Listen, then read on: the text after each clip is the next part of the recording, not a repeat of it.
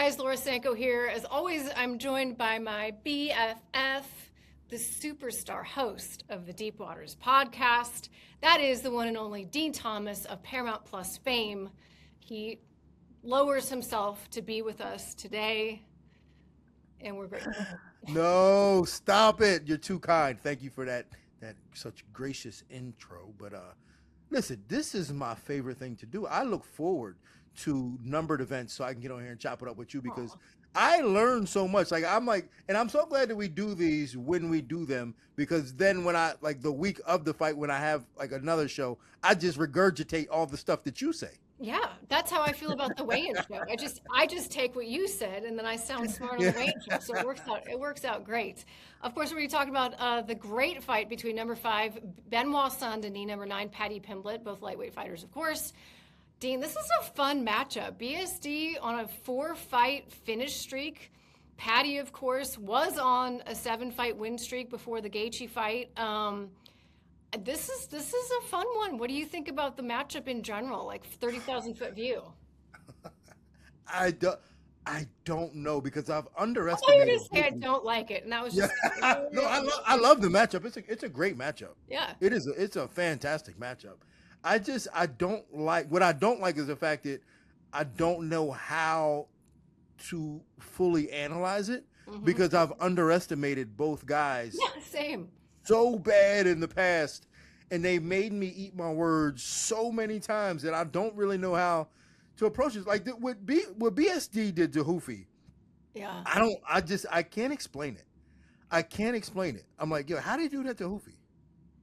I don't know. Yeah. And even Paddy, when you look at Paddy's body of work, it's like, yo, how is he doing this? Yeah. And I rewatched the Gaethje fight, and yes, I understand he got pretty well dominated, but he had a couple of nice shots in there. When you compare him to Ilia Topuria, someone's face looks a hell of a lot better than the other one. It's hard to up someone after, a pretty dominant loss like that, but I almost feel like people went away from that being like, oh, Paddy's actually better than we gave him credit for. At least tougher. We knew he wasn't going to get knocked out, but tough as shit.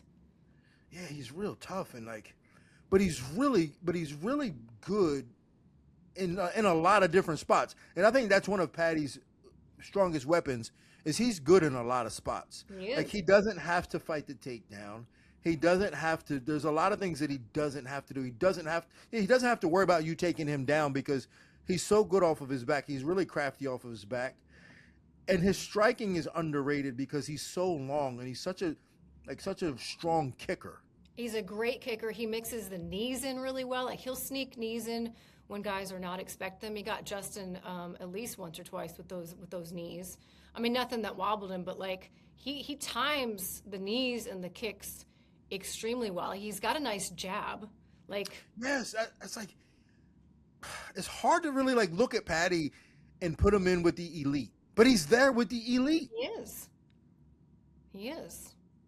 It's hard to look at him and go, because when you think about the elite of the lightweights, you're like, all right, Charles Oliveira, Ilya, Arman, and you're just like, Paddy's fun. He's fun. You know what I'm saying? He's fun.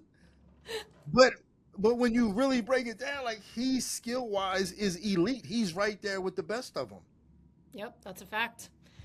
Before we talk about the details of this fight, let me run through some stats. And before I get to the stats, if you guys could please click like and subscribe, it allows Dean and I to feed our families.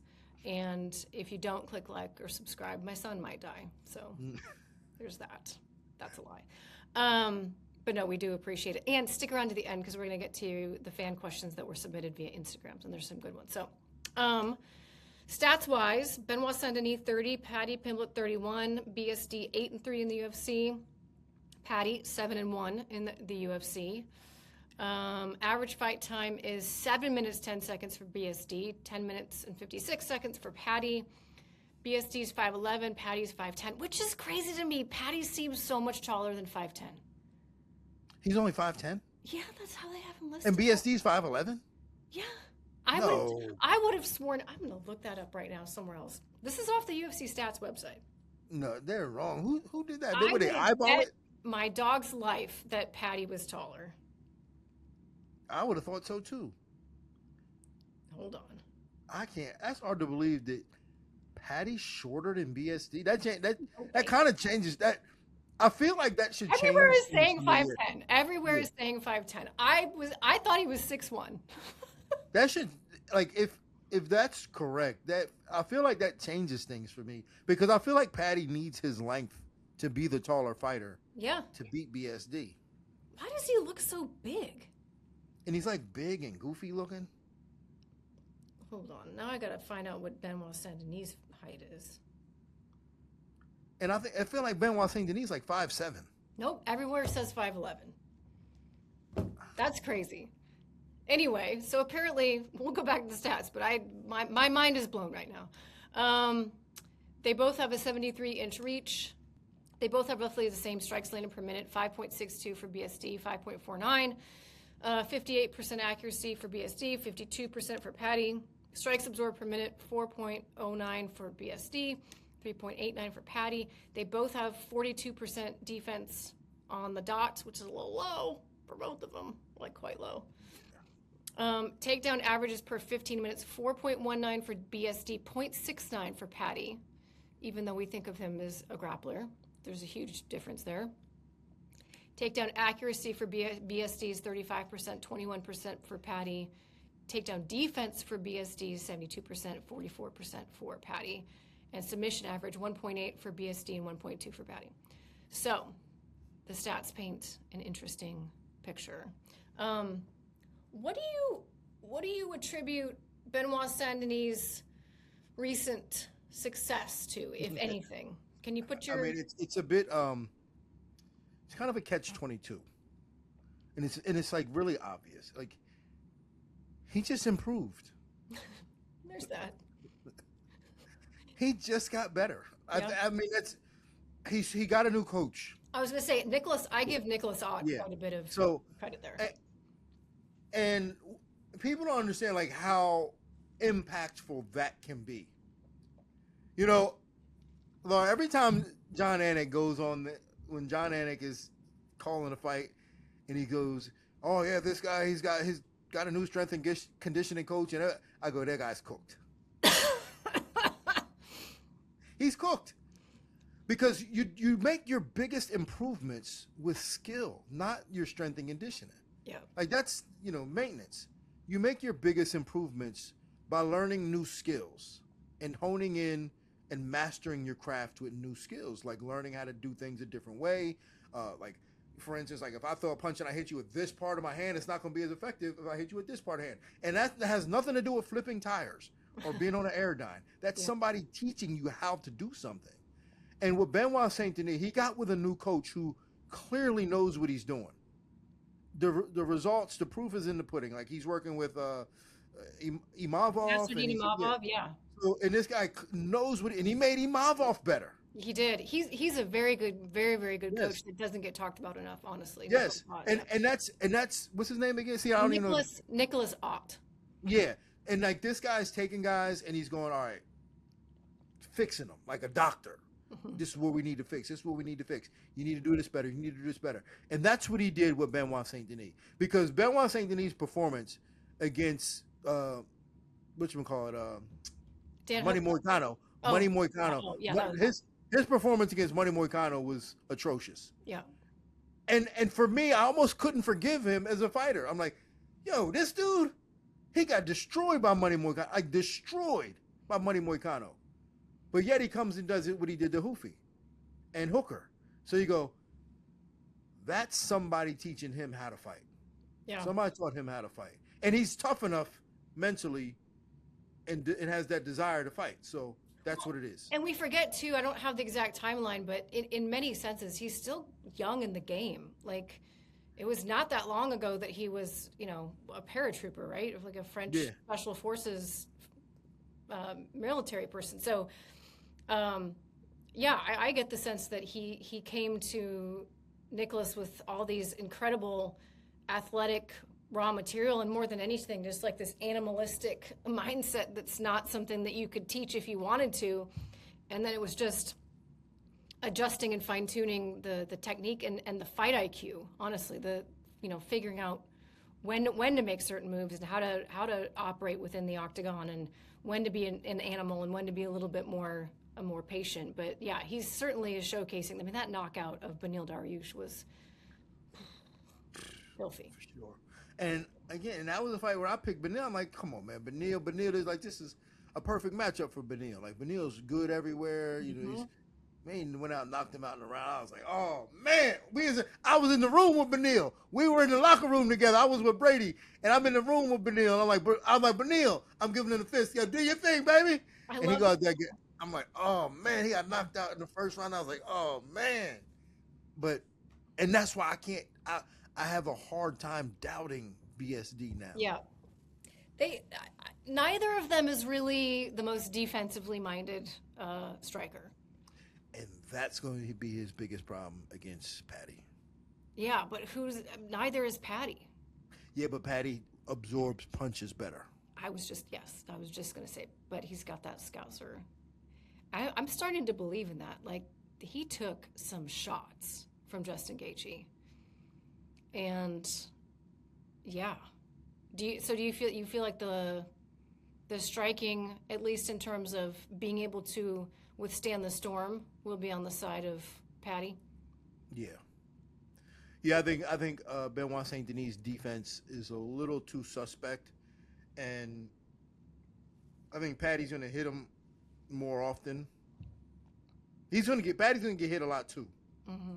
But the difference is that when Paddy gets hit, Paddy has that Charles Oliveira it factor in terms of you can get hit and then you just fall to your back and recover. And Paddy can do that. But can he do that against BSD? That's the thing. Because at first I had the exact same thoughts. Like, he can strike more freely because he's not going to worry about getting on his back. BSD on top is a freaking animal. On his back, not so much, but on top, I would not want to be. I don't want to. No, I think with that man. Yeah, I think Paddy's jiu-jitsu is good enough on his back to where even knocked out, he's instinctively making good decisions and tying him up and threatening enough to where he's not eating too many punches, and as long as it doesn't get stopped. But I think he's good enough to where something like that can happen. Like, he gets dropped, BSD gets on top of him, Paddy's like, whew, thank God. Thank God I'm not standing anymore. And he's like throwing up triangles and arm bars, and then he recovers. I think he's good enough to do that. Do you think BSD just goes out and tries to take Paddy down, though? No. I think he strikes with him. I think there's an element of I think there's still an element in our psychology, in the way we look at Paddy. I think we still look at, like, his name is Paddy. Patrick. I know it's Patrick, but I think there's still something about it that we just see him as a kid. And I think we don't think he's that dangerous on his feet. Mm. But that's something that you typically learn the hard way. And I think Michael Chandler learned that the hard way. Yes. Like, he ran him down. Like, he was running him down. Yeah. And I think you look at Paddy, you see his hair, and you just still think he's kind of a kid. But I think when you get in there with him, I think it's different. Yeah. I think he hits harder than most people think. I think his timing is better than most people think. So it allows him to hit you before you realize it, and you're hurt before you realize it, and you're like, oh, this guy's a little better than I thought. Yeah, and his kicks. Yeah. His range. From a long range, he's actually got some pretty dangerous weapons. Like we said before, the jab, the kicks at range, the leg kicks, the body kicks. Like, although I just said body kicks, I'm like, Benoit Saint Denis got a pretty good body kick. Yeah, when he was kicking Ishmael Bonefim, he was like trying to kick his liver out his chest. Yeah. It's a tricky one to try to figure out, because I'm with you, Dean. I've also underestimated both of these fighters in the past.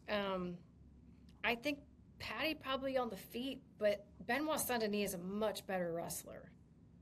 Yeah, he's a better wrestler. He's really good on top, but I don't know. But yeah, Paddy's so tricky. And that's where his inexperience might come into play. So when we talk about inexperience and only been doing this for a long time, it really kind of exposes itself only in grappling areas more often than not. Like striking, it can, but like even as a inexperienced striker, if you got power, you can neutralize that. But when we talk about grappling, that's where it really exposes itself. Like when one guy is just been doing this for 2 years and the other guy's been doing it his whole life, So true. you see it. You can see that. Especially like floating between positions. Who was it? Honestly, you know who? I mean, I realize he lost, but Ilia Topuria, I was reminded of how good Yeah. of a grappler he is when he was Yeah. on top of Justin. When was that round 2 or whatever it was? I was like, oh goddamn, I forgot how good he is on the ground. Oh, he was moving. He was moving fast. Oh, it was He beautiful. was flying through them positions. Yeah, yeah. So who you got? I'm going with Paddy. Yeah, I've not picked Benoit Saint Denis in his like last 4 fights in which he's won them all. he's knocked everybody out. Um, I picked the other guy, but I'm still going to pick against him in this fight. I still think Paddy's going to win, and I don't know if part of me is just, you know, you said this to me one time. You said MMA is better with Conor McGregor. I fully believe MMA is better when Paddy's winning. I would agree with that. I would agree with that. He's a star. Yeah, he's got star-like qualities.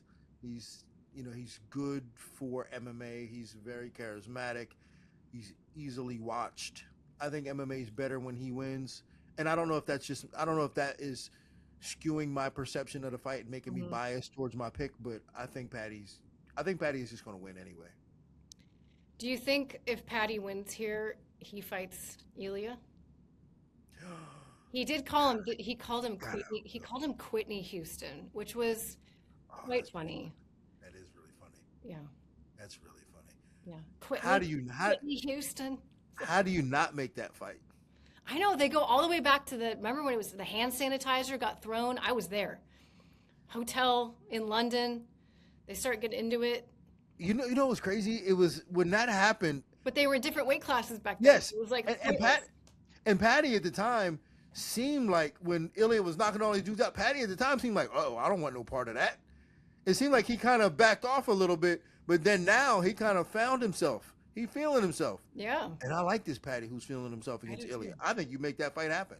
I got to see that fight. I agree. If he gets it done here, I think that could be next. And I think Ilya would like it too, you know? Why wouldn't you? Yeah. I mean, especially, like we said, some of the defensive shortcomings, I would think Ilya would be like, oh, yeah, let's do that for sure. That'd be a fun fight. And I'm looking, like, if Ilya and Paddy were to fight, today I'm still picking Ilya, but who knows? Like, it depends on how Paddy looks against The BSD. size difference alone.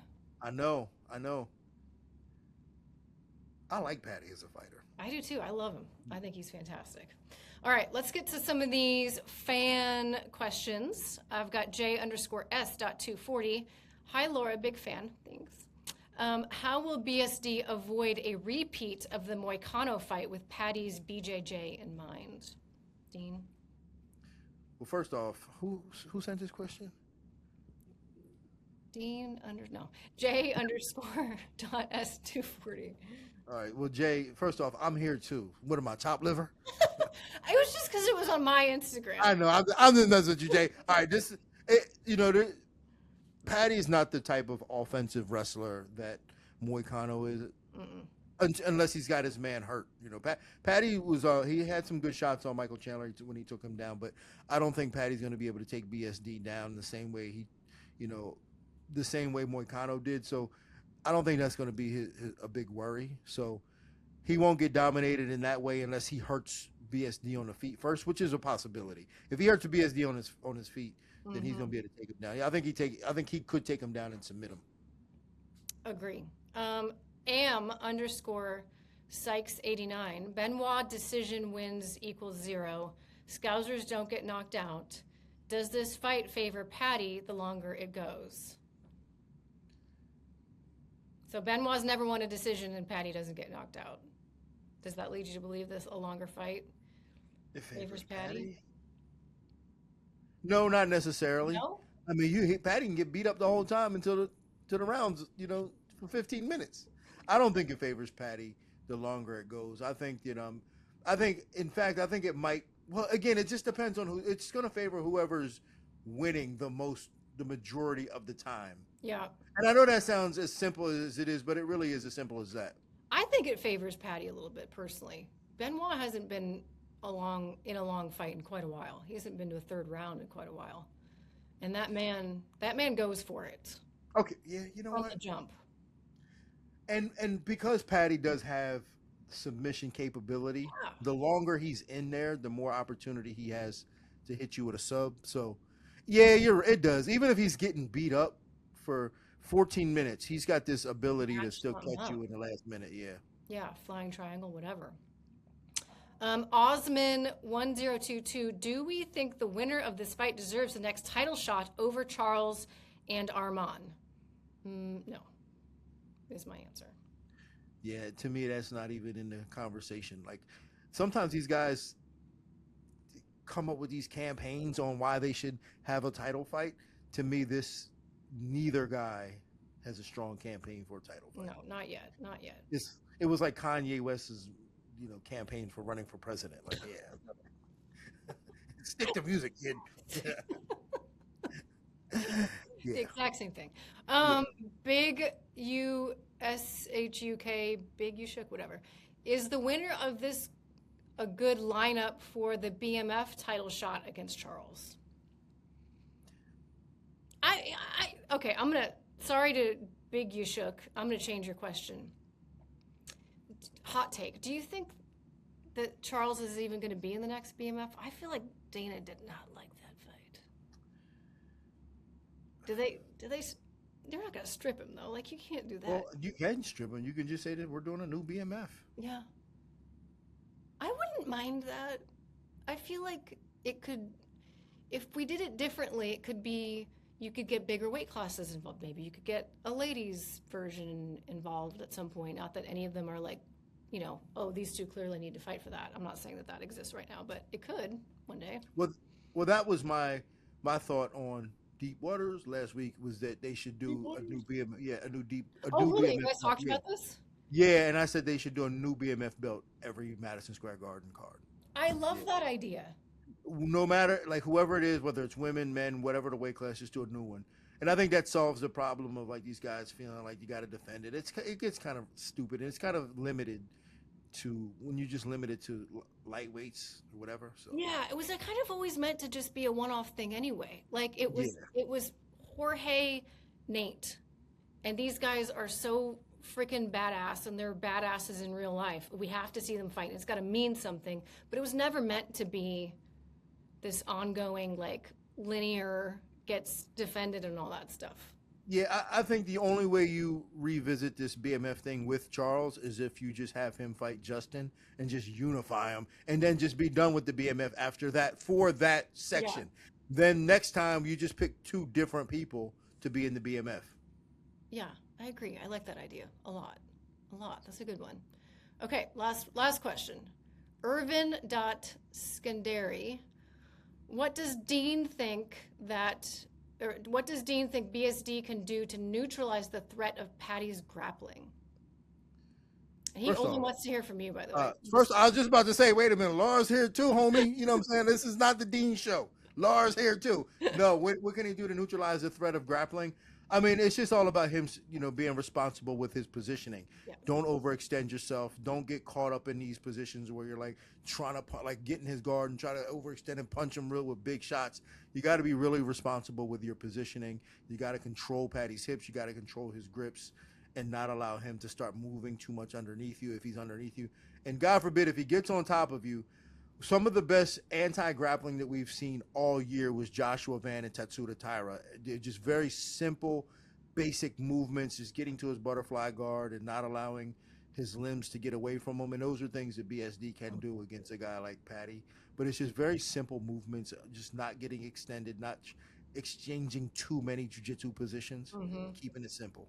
Yeah, not turning it into a sport jiu-jitsu type of situation. Position. Even if it feels a little boring, you got to stay tight, and you got to fight multiple points at the same time. And like Dean said, not not create space. Creating space is great for ground and pound, but if you're dealing with a guy who's got a really dangerous guard, that's not something you want to do too much. So, yes. Yeah, I mean, honestly, like if it gets to these positions, I can see Paddy catching him in a sub, or yeah, I can see Paddy catching him in a sub and just and BSD just like, damn man, I didn't see that coming. Yeah, he's got a very tricky jiu-jitsu, very tricky, and he's limber, like for a big guy, he's bendy like that. All right, Dean, I think that's it. I'm excited for this one. This is gonna be a good. Yeah, week. me too. This was a pleasure. Thank you for having me. Always. We appreciate your time. We appreciate you guys tuning in, as always, watching these videos. As usual, click some other videos on the channel available to you at all times. We did a great breakdown on the main event as well. But Dean, thank you. Thank you guys for tuning in, and we will see you in Las Vegas.